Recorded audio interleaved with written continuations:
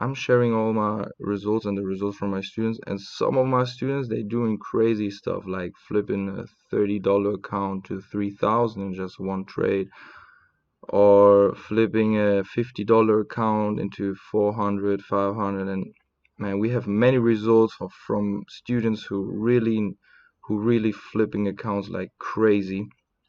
And if you get a really nice sniper entry, and if you load it up, because if the market is moving in your favor, you can move the stop with the structure, and you can really play big lots. Like, you can load your position size up, and this will maximize your profits. And of course, some of our traders, they making like crazy money, um because they think like, okay, like, fuck it, I got it in profit, so I'm gonna load it up, load it up, load it up until the market breaks the structure. But if you have a strong trend and you got a great entry with small risk, like, if you don't need to risk like more than 2 or 3% at the beginning, but if the market is moving and you load it up on the way, man, this is how you need to trade. And this is the hardest part of the game, because it is mentally, it is not that easy, because human beings, they tend to hold on to losing trades longer than to the winning trades. They want to bank the profit quick. And if you just turn that around, like, if you cut the losses quick and let the winners run and move and load the winners up, you're gonna make a lot of money.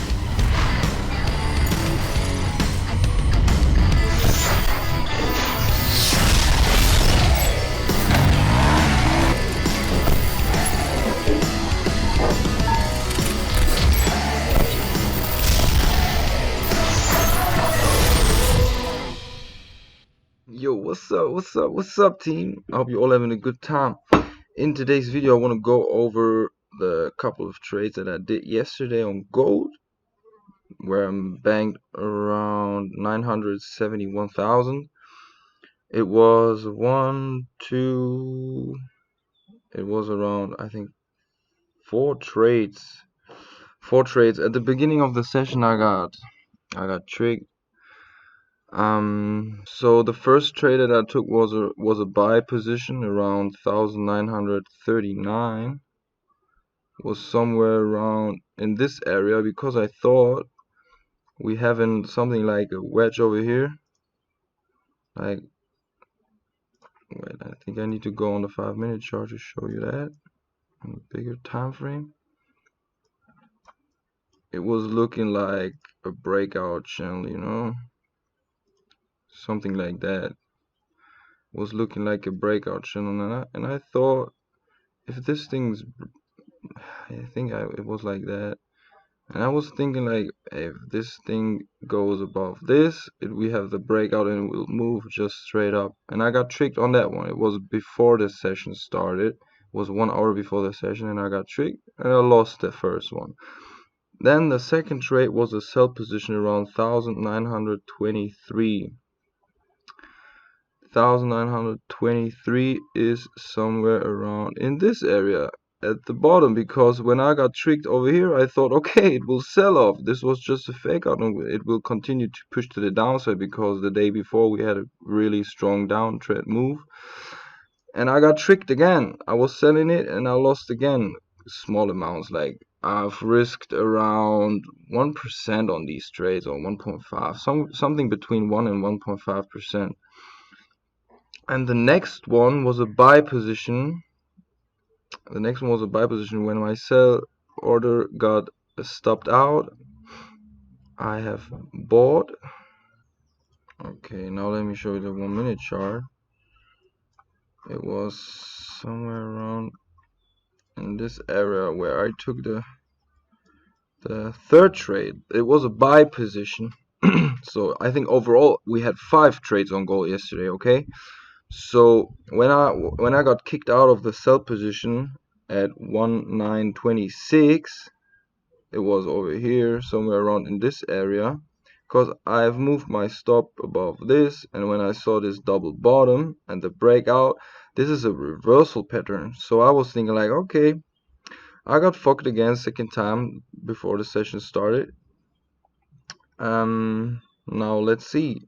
I know this was during the session, so this I lost the sell position during the session. This was a move in the session.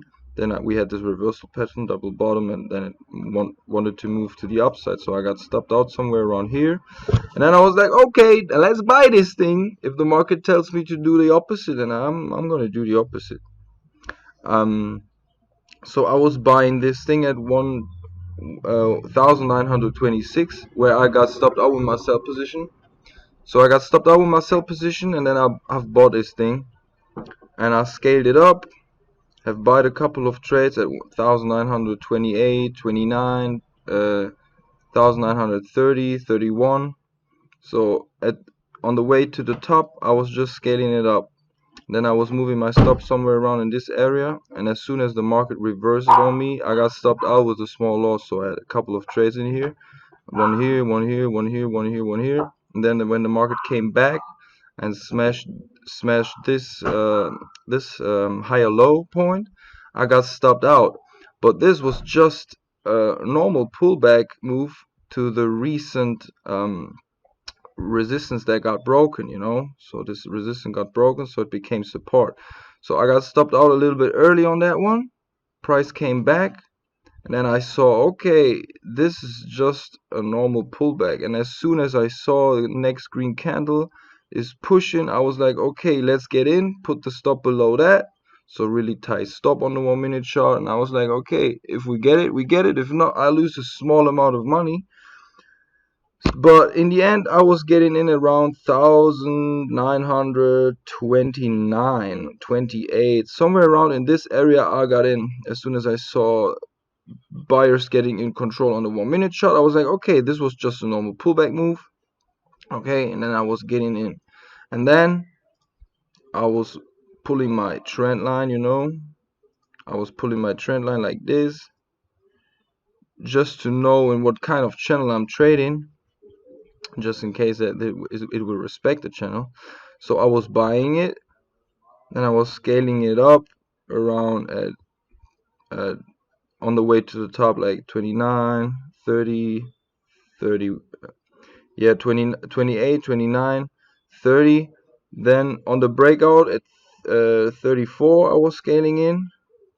Then when it pulled back, I was waiting, and as soon as I keep moving again, I was scaling it up again. Then on this breakout over here, this is 37. Then I scaled in over here again, and I always moved my stop with this trend line. Like, so first of all, we started with a stop loss about around here. When I had the breakout, I was scaling it up. Then I was waiting for the next pullback move, and I saw that this trend line got respected. So at this, when it was breaking out over here, then I was moving the stop below that one, you know. And then I was doing the same thing, like scaling it up, moving the stop, you know, scaling it up around on every breakout, scaling it up and moving the stop, you know. And then when I was in this area over here, I have tightened my stop. I was not having my stop below that one, because I really don't want it to getting stopped out, because I already had 20% profit on the clock over here.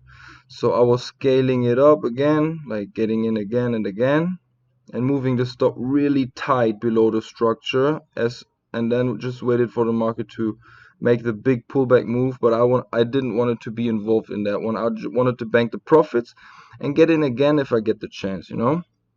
So this is what I did. So on the next one, the next buy opportunity was around 2 hours later. So I was waiting for the market to break out of this, above this recent high. This is what I was waiting for. So I just waited a little bit, and then I saw we have another breakout channel. You know, so you see this, we had another breakout channel on the 1 minute chart. So all I was waiting for now was a clear breakout of this channel. But when I saw this, I was like, okay, let's speculate and buy the bottom of the channel, because if we buy at the bottom of the channel, we have a really tight stop. So in case that the market will turn on us, it's no problem, because we already have if we get it, we have the best entry. And I was playing it with a small stop, and it nearly got hit. So on this wick, I was getting in over here after I saw this rejection here, and then the price came back really again, so it was very close. My stop was around in this area. It was really close, but I didn't get stopped out, and the market keep moving, breaking out of this channel and then keep moving. And on the way to the top, I was just scaling it up. Over here I had around 200 loss inside, and then when I saw the breakout of the channel, I was scaling in again and I come back. Then I was scaling in again, moving my stop below that one. When I scaled in here, I was moving the stop below that one, and then over here I scaled in again, moved the stop below that one, and then scaled in again, moved the stop below that one, and then I got stopped out with a head and shoulders formation. And after that, the market didn't came back. So this was my trading day yesterday, where I made not like 971,000, and this was just awesome, guys. And if you know how to write a 1 minute chart with confluence, of course you always check the higher time frames for confluence. But if you write the 1 minute chart, and if you scale it up on the 1 minute chart, I mean, this is just a small move. This is nothing special. This was from 1926, 27, and we got stopped out around 1946. So we nearly banked the whole move. And yeah, and just like, how long did it take from 240 until 1640? It was a 2 hour trade. 2 hour trade, and this one made around $1 million. This was $1 million trade. Before that, I lost 250 grand, and then this breakout trade made around, I think, around 250 or 300,000. So this move made 300,000. I was not scaled in that big on that one. I was not having the same lot size as on this one. Here I have scaled in bigger. But anyways, it made around 300,000 profit with a small initial risk of like 50 or 60,000. So I nearly made 5 times my risk on the second good trade, and I made around 10 times my risk on this big one here. Yeah, this was just great. And yeah, I hope this video was helpful. I hope you could learn something from that. And if you're not enrolled in the Genius Trading Masterclass course yet, you really need to check it out, guys, because in the put everything together section, I explain to you exactly how I'm scaling it up on the smaller time frame in confluence with the bigger time frame. And it is around a 1 hour video, and this will show you how to flip accounts real quick, even small accounts. Because as you know, I think some of you are following the free Telegram channel already, and I'm sharing all my results and the results from my students. And some of my students, they doing crazy stuff like flipping a $30 account to 3,000 in just one trade, or flipping a $50 account into 400, 500. And man, we have many results from students who really flipping accounts like crazy. And if you get a really nice sniper entry, and if you load it up, because if the market is moving in your favor, you can move the stop with the structure, and you can really play big lots. Like, you can load your position size up, and this will maximize your profits. And of course, some of our traders, they making like crazy money, um because they think like, okay, like, fuck it, I got it in profit, so I'm gonna load it up until the market breaks the structure. But if you have a strong trend and you got a great entry with small risk, like if you don't need to risk like more than 2 or 3% at the beginning, but if the market is moving and you load it up on the way, man, this is how you need to trade.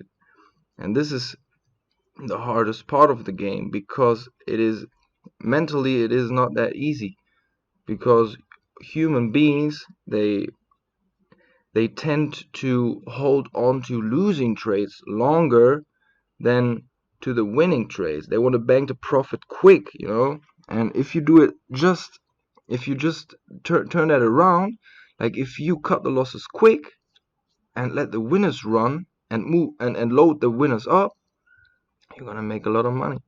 And I'm saying this all the time, guys. Load that shit up. I wish you a great day and a profitable week, and I hope you could bang on the trades from yesterday as well. And if not, you should better join the Genius Trading Masterclass course, guys. I wish you a great day, and peace out.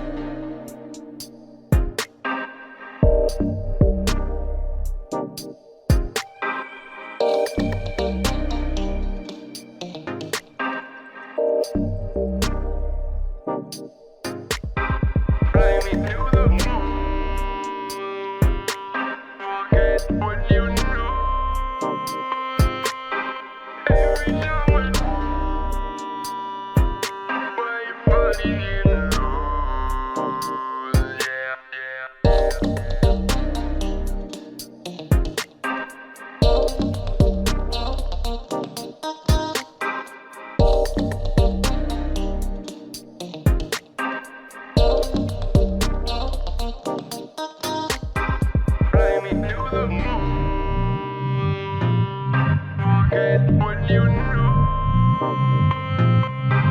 every time